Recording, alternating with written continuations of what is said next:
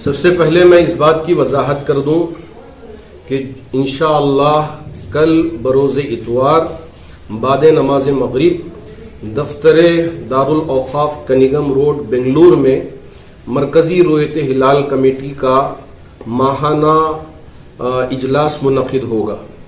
اس میں حضرات علماء اکرام تشریف لا کر باقاعدہ چاند کی تحقیق فرمائیں گے۔ اگر کہیں چاند نظر آتا ہے تو ایسی صورت میں پیر کے دن عید کا اعلان ہوگا۔ اگر چاند نظر نہیں آئے گا تو انشاءاللہ منگل کے دن یقینی طور پر عید منائی جائے گی۔ ہاں، جیسا کہ آپ نے ابھی کہا کہ ایک سرکولر جاری ہوا ہے جس کی وجہ سے انتشار ہوا، اور اس میں یہ بھی لکھا ہوا ہے کہ یہ مون کمیٹی کی طرف سے بھی مشورے کے بعد لکھا گیا ہے، یہ اعلان ہوا ہے۔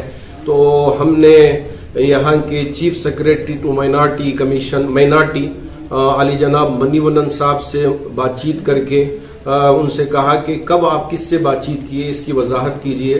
تو انہوں نے کہا کہ نہیں، یہاں تھوڑی سی چوک ہوئی ہے، کوئی بات چیت نہیں ہوئی ہے۔ تو اس لیے ہماری گزارش پر انہوں نے پھر ایک نیا آدیش جاری کیا ہے۔ وہ آدیش بھی اس وقت میرے پاس آ چکا ہے، اس کی وضاحت ہو چکی ہے۔ ہاں، البتہ چونکہ حکومت چاہے تو پیر کے دن بھی چھٹی کا اعلان کرے اور منگل کے دن بھی چھٹی کا اعلان کر چکی ہے آلریڈی۔ تو اب پیر بھی چھٹی ہوگی اور منگل کے دن بھی چھٹی ہوگی، تو وہ ان کا اختیار ہے۔ لیکن ہمارے لیے جو عید منائیں گے وہ مرکزی رویت ہلال کمیٹی کے فیصلے کے بعد ہی ہم عید منائیں گے۔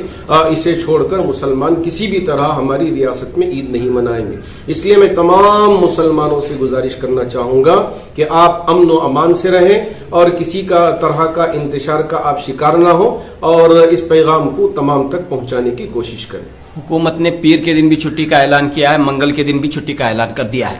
جی ہاں، بالکل، پیر کے دن بھی انہوں نے چھٹی کا اعلان کیا ہے اور منگل کے دن بھی چھٹی کا اعلان کیا ہے۔ اگر چاند نظر آتا ہے تو آپ پیر کو عید کر لیں، اگر نہیں ہے تو آپ منگل کے دن عید کریں۔ انہوں نے اس کی وضاحت کی۔ تو عوام سے کیا اپیل ہے؟ عوام سے ہماری اپیل یہی ہے کہ امن کو برقرار رکھیں، یہ کسی بھی طرح کے چیزوں کو یا غیر ضروری باتوں کو لے کر انتشار پیدا نہ کریں، اور کسی بھی طرح امن میں خلل واقع نہ پیدا کریں، اور قانون کو کسی بھی طرح ہاتھ میں لینے کی کوشش نہ کریں۔